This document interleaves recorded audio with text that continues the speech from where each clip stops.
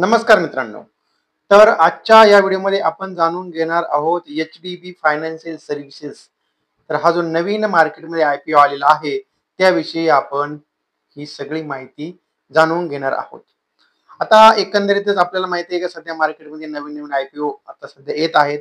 मार्केटची कंडिशन चांगली झालेली आहे आणि आता त्यातच आपला एच-डी-एफ-सी बँक जी आहे, ती एच-डी-एफ-सी बँक घेऊन आलेला आहे एच-डी-बी फायनान्शियल सर्व्हिसेस लिमिटेडचा आय-पी-ओ.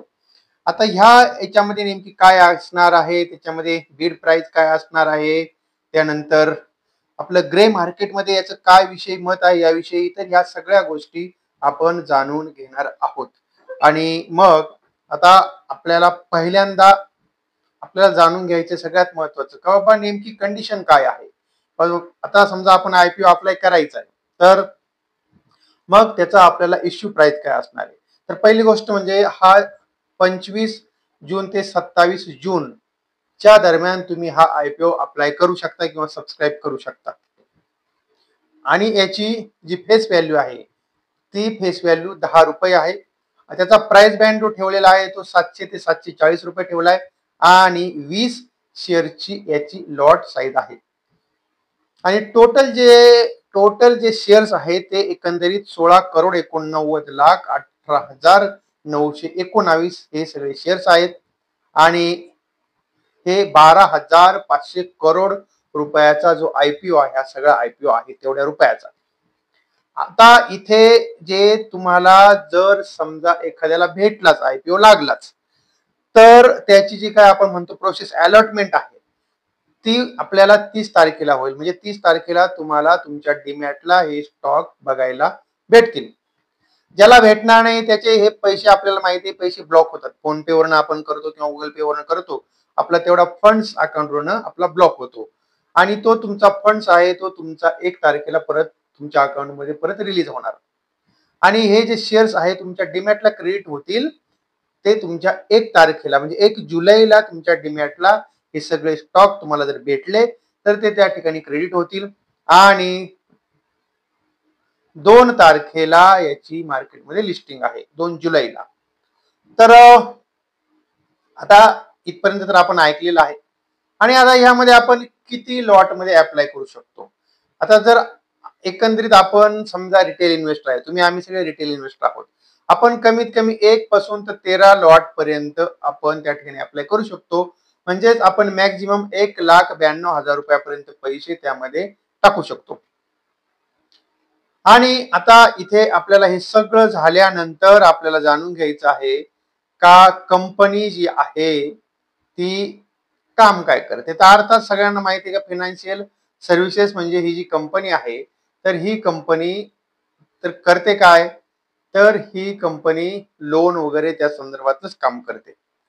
आणि मग आता इथं या कंपनीला फायदा किती झालेला आहे आणि एकंदरीतच ही कंपनी प्रॉफिटमध्ये आहे का, आपल्याला हे जाणून घेणं खूप गरजेचं आहे आणि ते आता आपण या ठिकाणी जाणून घेणार आहोत.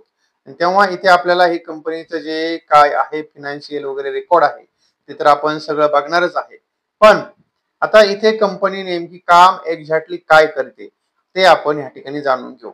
आणि आता हा एकंदरीतच साधारणतः 2008 सालापासून ही कंपनी बिझनेसमध्ये लॉन्च झालेली आहे आणि साधारणतः एम-एस-एम-ई लोन वगैरे आहेत, तर ते देण्याचं काम करते. इथे तुम्हाला सगळी माहिती या ठिकाणी बघायला भेटते. बघा, इथे जी कंपनी आहे ही साधारणतः अनसेक्युर्ड लोन्स असतात, ते एम-एस-एम-ई जे कस्टमर्स असतात ते त्यांना देण्याचं काम करते किंवा सॅलरीड एम्प्लॉईज असतात, तर ह्या अशा लोकांना कंपनी कर्ज देते. आणि म्हणजेच एकंदरीत कंपनी ही कर्ज वाटप करते. तर हा याचा सरळ सरळ अर्थ आहे. खूप काय डोकं लावायची काही गरज नाही आपल्याला त्याच्यामध्ये. ओके. आणि आपल्याला सगळ्यात महत्त्वाचं बघायचं आहे का कंपनी प्रॉफिटमध्ये आहे का. तर एकंदरीत हे जाणून घेऊ का कंपनीची असेट व्हॅल्यू जी आहे ती 31 मार्च 2023 ला 70,000 करोड रुपयाच्या आसपासची होती. त्यानंतर ही झाली 2024 ला 92,000 करोड आणि आता 2025च्या मार्च पर्यंत ती होती जवळजवळ 1,08,600 आणि 63 करोड रुपयाची कंपनीची असेट व्हॅल्यू होती टोटल सगळी. आणि जो कंपनीचा बिझनेस आहे तोही आपल्याला चांगला ग्रोथ होताना दिसतोय. आता या ठिकाणी तुम्ही बघितलं तर 2023च्या संपूर्ण वर्षामध्ये आर्थिक वर्षात 12,402 करोड रुपयाचा रेव्हेन्यू जनरेट झाला होता. 2024च्या आर्थिक वर्षामध्ये 14,171 करोडचा रेव्हेन्यू जनरेट झाला होता आणि 2025ला 16,300 करोड रुपयाचा रेव्हेन्यू जनरेट झाला. पण मग आता प्रॉफिट झाला का? तर हो, तर प्रॉफिट हे नक्कीच झालेलं आहे. आता प्रॉफिट जर आपण बघितलं या ठिकाणी तर हा दिसतो इथे 31 मार्च 2023 ह्या आर्थिक वर्षामध्ये 1,900 साधारणतः राऊंड फिगर 1,960 करोड रुपयाचा प्रॉफिट झाला. त्यानंतर 2024 आर्थिक वर्षामध्ये 2,460 करोडचा प्रॉफिट झाला आणि आता 2025 या आर्थिक वर्षामध्ये 2,175 करोड रुपयाचा प्रॉफिट झालाय. म्हणजे इथं आपल्याला रेव्हेन्यू वाढताना दिसतोय पण प्रॉफिट कमी झालेला दिसतोय. आता कंपनीवरती बॉरोइंग किती आहे, कर्ज किती आहे? तर 31 मार्च 2023 ला कर्ज होतं 54,865 करोड. त्यानंतर झालं कर्ज 73,330 करोड रुपये आणि त्यानंतर झालं 87,397 करोड रुपये. तर मग इतकं कंपनीचं बॉरोइंग आहे, म्हणजे कंपनीनं उसनवारी घेतलेली आहे, कर्ज स्वरूपामध्ये असते ती. तर एकंदरीत हा कर्ज पण वाढतंय पण त्या मानाने बिझनेस काय एवढा काय वाढत नाहीये. आपण ही पण गोष्ट लक्षात ठेवा. ओके.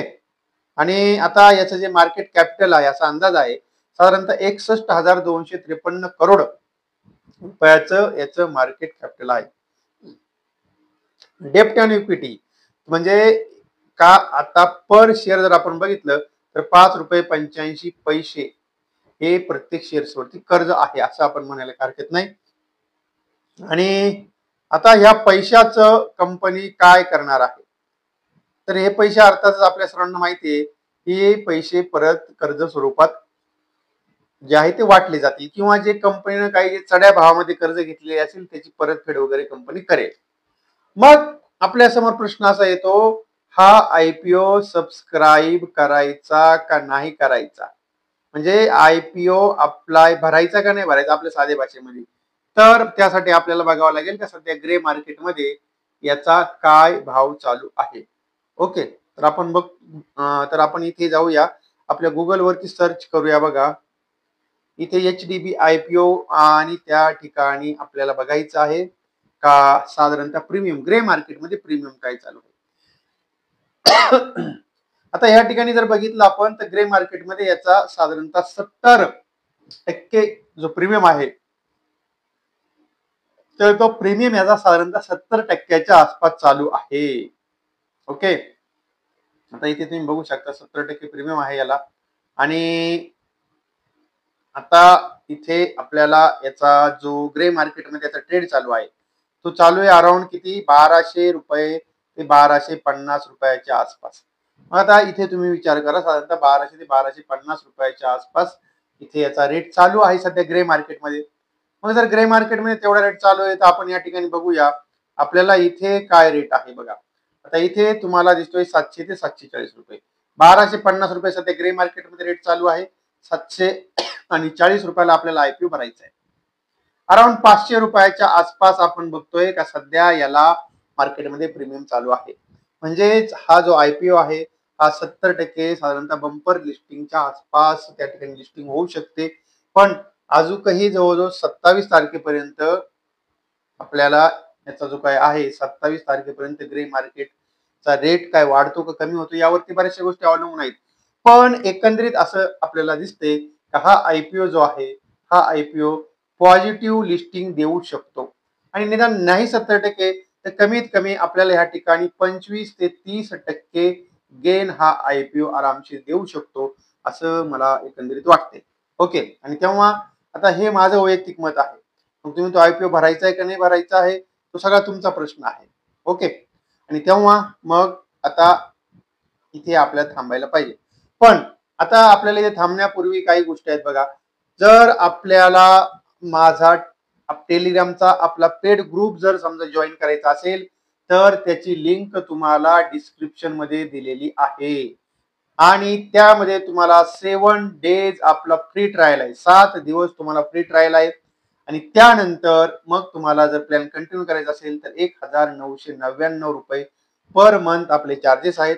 त्यामध्ये आपल्याला त्या ठिकाणी MCX ऑप्शनचा माझा काय व्ह्यू आहे, त्यानंतर आपला इंडेक्स ऑप्शन आहे आणि त्याचा काय व्ह्यू आहे, आणि त्यानंतर स्टॉकचा काय व्यू आहे ह्या सगळ्या गोष्टी मी त्या ठिकाणी टाकत असतो. म्हणजेच साधारणतः बाय झोन असेल आणि वरती कुठपर्यंत जाऊ शकतो आणि खाली स्टॉप लॉस का लावायचा, तर ह्या सगळ्या गोष्टी त्यावरती मी टाकलेल्या असतात.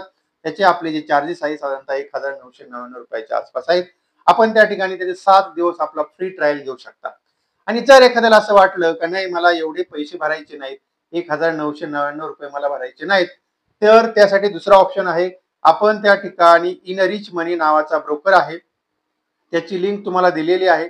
आपण त्या लिंक वरती जायचंय आणि त्या ठिकाणी आपलं अकाउंट ओपन करायचंय. पण निव्वळ अकाउंट ओपन करायचं नाहीये, त्या ठिकाणी आपण ट्रेड सुद्धा करायचा आहे. तो जर आपण ट्रेड जर केला तर तुम्हाला हेही पैसे पेड करायची गरज नाही. तुम्हाला जोपर्यंत तुम्ही ट्रेड करता तोपर्यंत तुम्हाला ह्या ग्रुपमध्ये लाईफ टाईम ऍक्सेस भेटेल. समजा एखाद्याला वाटलं का मला इन रिच मनी मध्ये नाही करायचं अकाउंट ओपन, पण याच्यामध्ये इन रिच मनी मध्ये तुम्हाला एमसीएक्स आणि त्याच्यानंतर आपला एनएससी वगैरे दोनही तुम्हाला सेगमेंटमध्ये काम करता येईल. नाहीतर मग दुसरा ब्रोकर आहे आपला लेमन नावाचा ब्रोकर आहे. त्याची लिंक तुम्हाला डिस्क्रिप्शन मध्ये खाली दिलेली आहे. त्याही लिंक वरती जाऊन तुम्ही जर अकाउंट ओपन जर केलं तर तुम्हाला त्या ठिकाणी बेनिफिट हेच भेटणार आहेत. टोटली फ्री ऑफ कॉस्ट तुम्हाला जोपर्यंत तुम्ही ट्रेड करता तोपर्यंत तुम्हाला ह्या आपल्या टेलिग्राम चॅनलवरती मेंबरशिप फ्री राहील. ओके. आणि आता तेव्हा इथे आपण थांबतोय. अर्थातच जर तुम्हाला ही माहिती चांगली वाटली असेल, तुम्हाला जर माझा व्हिडिओ चांगला वाटला असेल, तर आपण आपल्या या छोट्याशा व्हिडिओला लाईक करा, शेअर करा आपल्या मित्रांपर्यंत.